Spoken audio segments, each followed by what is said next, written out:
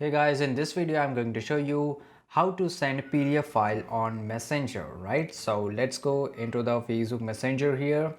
And after that, if I want to send a document to anybody here, you can see that there is a no option to send a PDF or any kind of document, right? You can send the pictures and you can send the recordings and all that, but not a single PDF. So how we can send a PDF, right? So we have to do one thing.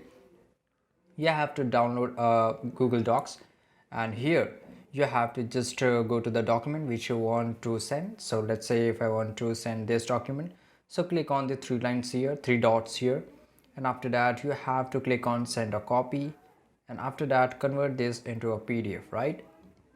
And after that it will take few seconds to prepare it, so just wait for here. And after that, below down here you will see this notification will come up, and here you can see the Messenger app. Due to some glitch I'm not able to see the Messenger app, but in your phone if you'll try it right now you will able to see the Messenger app, and after that you can send it directly, right? So this is pretty easy guys. I hope you found this video really useful, and if you did, like this video right now, subscribe our channel, and see you in the next video. Till that time, take care, goodbye.